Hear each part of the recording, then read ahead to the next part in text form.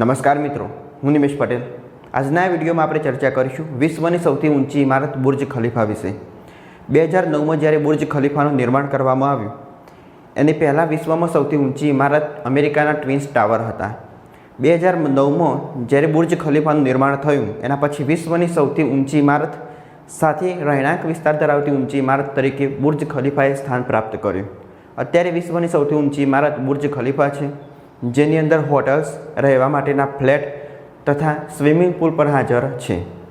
2009માં Burj ખલીફાનું નિર્માણ કઈ રીતના કરવામાં આવ્યું એના વિશે ડિટેલમાં આજના વિડીયોમાં ચર્ચા કરીશું।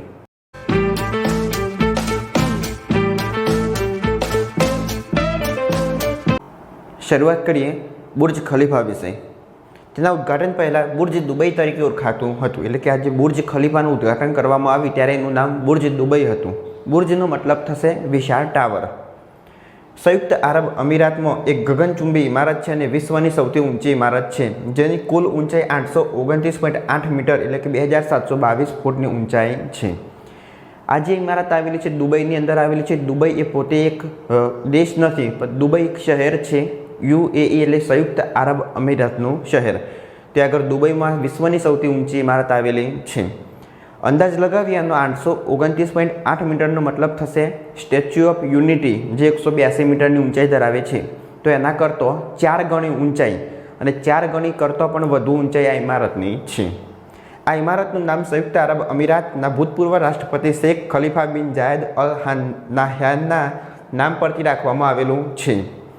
બાંધકામ 12 જાન્યુઆરી 2004ના રોજ શરૂ થયું હતું અને માળખાનો બાહ્ય ભાગ 1 ઓક્ટોબર 2009ના રોજ પૂર્ણ થયો હતો। આ ઇમારત સત્તાવાર રીતે 4 જાન્યુઆરી 2010ના રોજ ખુલી।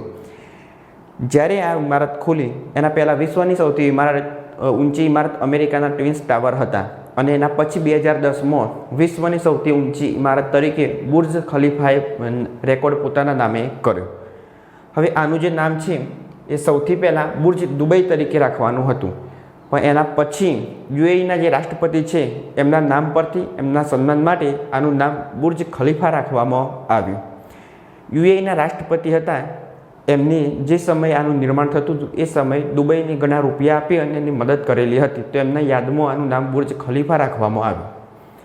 બાંધકામ 2004માં શરૂ થયું અને 2010માં બાંધકામ પૂર્ણ થયું, એટલે કુલ તૈયાર થતાં અને 6 વર્ષનો સમય લાગ્યો।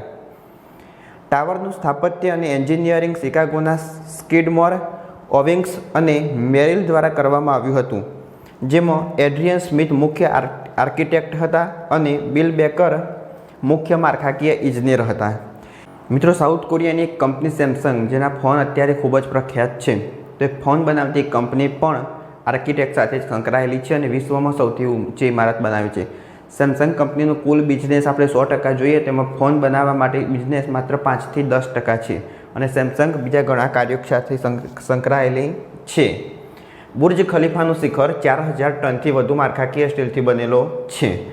આર્કિટેક્ચર ગ્લાસ, સૌર્ય અને થર્મલ કામગીરી તેમજ તીવ્ર રણના સૂર્ય, અતિશય રણના તાપમાન અને તીવ્ર પવનો માટે ગ્લે વિરોધી કવચ પ્રદાન કરે છે। દુબઈ જ્યાં આગળ આજુબાજુ રણ આવેલું છે એટલે એના કારણે તાપમાનમાં વધારો થાય તો તાપમાન સહન કરી શકે એવા ગ્લાસનો ઉપયોગ કરવામાં આવેલો છે। કાચ 18,70,000 ચોરસ ફૂટથી વધુ વિસ્તારને આવરી લે છે, એટલે બુર્જ ખલીફાની આ ઉપરનો ભાગ તમે જોઈ શકો, દરેક જગ્યાએ કાચ જોવા મળશે। ઇમારતની ટોચ પરનું બાહ્ય તાપમાન તેના પાયા કરતાં 6°C ઠંડુ હોવાનું માનવામાં આવે છે। ઇમારતની ટોચનું તાપમાન પાયા કરતાં 6°Cના તફાવત પર જોવા મળે છે, એટલે એના ઉપરથી અંદાજ લગાવી શકાય કે બિલ્ડિંગ કેટલી ઊંચી હશે તે। 304 રૂમ ધરાવતી અરમાની હોટલ, જે અરમાની 4 માળમાંથી પહેલી છે, તે નીચેના 39 માળમાંથી 15 માળ પર કબજો કરે છે। આ હોટલ 27 એપ્રિલ 2010ના રોજ જાહેર જનતા માટે ખુલી હતી, એટલે વચ્ચેના માળમાં કેટલીક હોટલો પણ આવેલી છે। 43મા અને 74મા માળ પરના સ્કાય લોબીમાં સ્વિમિંગ પુલ છે। 20 થી 108 માળમાં 900 ખાનગી રહેનાર એપાર્ટમેન્ટ પણ છે, એટલે ખાનગી ફ્લેટ પણ આની અંદર આવેલા છે અને રહેણાંક વિસ્તાર ધરાવતી વિશ્વની સૌથી ઊંચી બિલ્ડિંગ છે। આ ઇમારતમાં 57 લિફ્ટ અને 8 એસ્કેલેટર છે। 12 થી 14 લોકોની ક્ષમતા ધરાવે છે અને તેમાં વિશ્વની સૌથી ઝડપી ડબલ ડેક લિફ્ટનો સમાવેશ થાય છે, જે 10 મીટર પ્રતિ સેકન્ડ એટલે કે 33 ફૂટ પ્રતિ સેકન્ડ સુધીની ઝડપે ઉપર અને નીચે જઈ શકે છે। પણ આમાં એક સમય હાદસો બનેલો હતો. અંદર જે માણસો હતા એ લિફ્ટની અંદર ફસાયેલા હતા અને 45 મિનિટ સુધી અંદર ફસાયેલા રહ્યા. એના પછી 2 મહિના સુધી એ જે સુવિધા હતી એ બંધ કરવામાં આવી અને અત્યારે ફરીથી શરૂ કરવામાં આવેલી છે. આ ઇમારતમાં ગ્રાઉન્ડ ફ્લોરથી 160માં માળ સુધી 2909 સીડી છે. બુર્જ ખલીફાની પાણી વ્યવસ્થા 100 કિમી પાઇપો દ્વારા દરરોજ સરેરાશ 9,46,000 લીટર પાણી પૂરું પાડવામાં આવે છે. 24,348 બારીઓ જે કુલ 1,20,000 ચોરસ ફૂટ કાચની બનેલી છે. તેને ધોવા માટે ઇમારતમાં 3 આડા ટ્રેક છે. અહીં આગળ તમે જોઈ શકો, આ જે વચ્ચે આડા ટ્રેક હોય એનાથી બારીઓ સાફ કરી શકાય. અને બારીઓ સામાન્ય રીતે સાફ કરવા માટે 36 કારીગરોને 3 થી 4 મહિનાનો સમય લાગે છે. બુર્જ ખલીફાની બહાર WT એન્ટરપ્રાઇઝે 800 મિલિયન દિરહામ એટલે $માં જોઈએ તો $217 મિલિયન ના ખર્ચે ફુવારા સિસ્ટમની ડિઝાઇન કરેલી છે. અને આ જે ફુવારા સિસ્ટમ છે એ વિશ્વના સૌથી મોટા ફુવારા સિસ્ટમ બુર્જ ખલીફાની નીચેના ભાગમાં લગાવેલા છે. ઇમારતની ઠંડક પ્રણાલીમાંથી એકત્રિત કરાયેલ પાણી દ્વારા છોડને પાણી આપવામાં આવે છે. આ પ્રણાલી વાર્ષિક 6,80,00,000 લીટર પાણી પૂરું પાડે છે. એટલે કે આની અંદર ઠંડક માટે જે એસી લગાવેલા હોય એમાંથી જે પાણી આવશે એ પાણી છોડવાને આપવામાં આવશે અને વાર્ષિક 6,80,00,000 લીટર પાણી પૂરું પાડવામાં આવે છે. ઉપરના મારે જમીનના સ્તર પર સૂર્યાસ્ત થયા પછી ઘણી મિનિટો સુધી સૂર્ય દેખાય છે. 80મા માળથી ઉપર રહેલા લોકોએ રમઝાનનો ઉપવાસ તોડવા માટે 2 મિનિટ વધારાની રાહ જોવી પડે છે. એટલે જે 80મા માળથી ઉપરની સપાટી પર રહેતા હોય તેમને રમઝાન એટલે કે જ્યારે સૂર્ય અસ્ત થાય એના પછી ઉપવાસ તોડી શકે તો એમને નીચે ગ્રાઉન્ડ ફ્લોર કરતો 2 મિનિટ વધારે રાહ જોવી પડે છે. અને 150મા માળથી ઉપર રહેતા લોકોએ 3 મિનિટ રાહ જોવી પડે છે. ત્યારે તે સૂર્ય અસ્ત થશે. બુર્જ ખલીફાના બાંધકામમાં 3,30,000 મીટર ઘન કોન્ક્રીટ અને 55,000 ટન સ્ટીલ રીબારનો ઉપયોગ થયો હતો. અને બાંધકામમાં 22 મિલિયન માનવ કલાકો લાગ્યા હતા. એટલે કે કુલ બાંધકામમાં કેટલો સમય લાગ્યો તે દર્શાવેલું છે. પ્રાથમિક કોન્ટ્રાક્ટ દક્ષિણ કોરિયાની સેમસંગ એટલે જે કંપની દક્ષિણ કોરિયાની મોબાઈલ બનાવે છે એ જ કંપની બિલ્ડિંગ બનાવવામાં પણ એમનો સમાવેશ થાય છે.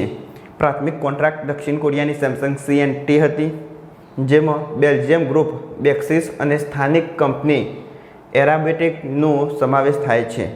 દુબઈએ બાંધકામ પ્રોજેક્ટ માટે ઓછામાં ઓછા $80 બિલિયન ઉધાર લીધા.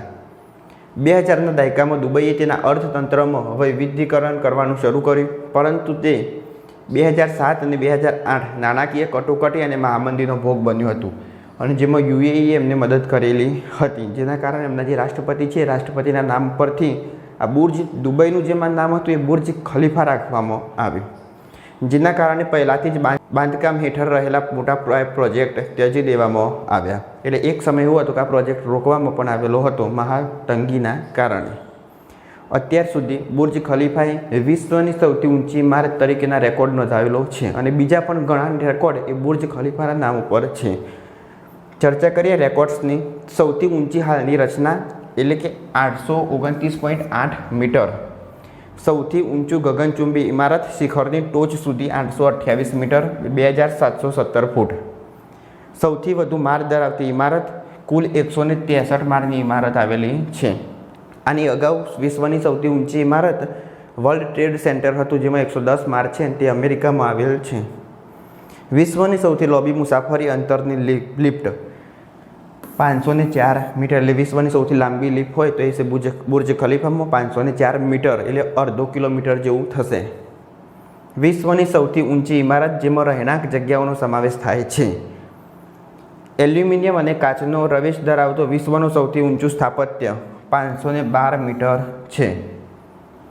વિશ્વનું સૌથી ઊંચું રેસ્ટોરન્ટ 442 મીટર ઊંચાઈએ એટલે 1,450 ફૂટ પર 122માં મારી રેસ્ટોરન્ટ પણ આવેલી છે, જે વિશ્વની સૌથી ઊંચી રેસ્ટોરન્ટ છે. એક જ ઇમારત પર વિશ્વનો સૌથી મોટો લાઇટ એન્ડ સાઉન્ડ શો પણ યોજાયો. આના સિવાય બીજા ઘણા બધા રેકોર્ડ એ બુર્જ ખલીફાના નામ પર સ્થગિત છે. અહીં આગળ બાજુમાં તમે ફોટો જોઈ શકો.